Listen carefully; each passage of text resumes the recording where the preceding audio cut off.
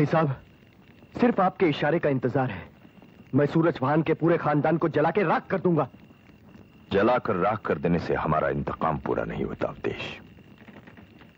हम तो उस खानदान की राख को हवा में उड़ा देना चाहते हैं, ताकि उस राख को गंगा जल भी नसीब न हो।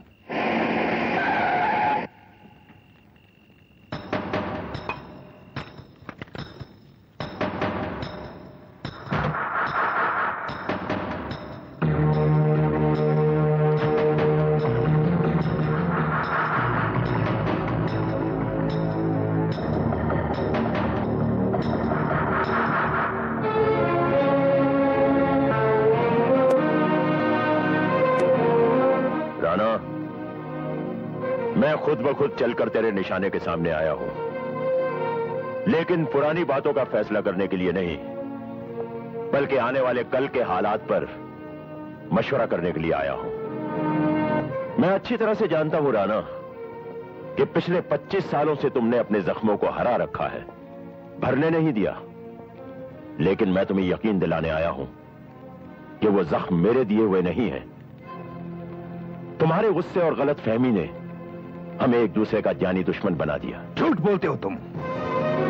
गलत फहमी ने नहीं, तुम्हारी मक्कारी और चालबाजी ने, तुम्हारे पैरों से उछाली गई उस पगड़ी ने, तुम्हारी चौखट से लौटाई गई मेरी बहन की डोली ने, और मेरी आंखों के सामने चलती हुई मेरी बहन की चिता ने।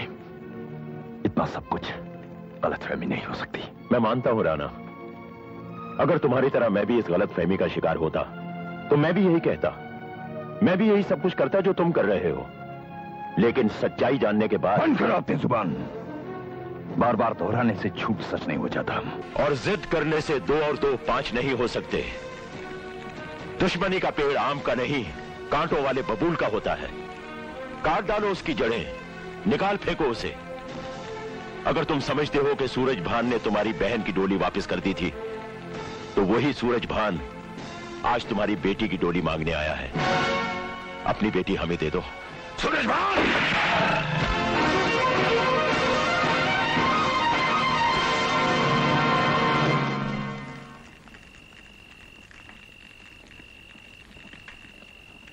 राणा, जो इंसान दुश्मन की जान की हिफाजत करे, उसकी दुश्मनी पर सूरज भान को नाज है, जैसे तुम्हारी दोस्ती पर था। तुमने मेरी जान बचाकर इंसानियत का सबूत दिया है, अब दुश्मनी भुलाकर अपनी महानता का सबूत भी दे दो राणा।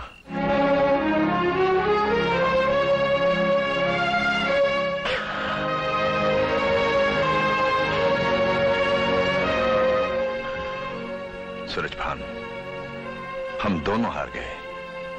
बच्चों ने हमारे हाथों से बंदूकें भी छीन ली और दिलों से नफरत भी।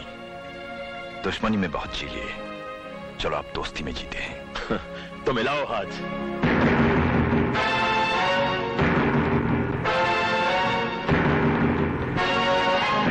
सूरज भान, कहीं 25 साल पुरानी कहानी फिर से दोहराओगे तो नहीं? इस बार मेरी बेटी का सवाल है। नहीं दोस्त, ये ठाकुर सूरज भान का वचन है।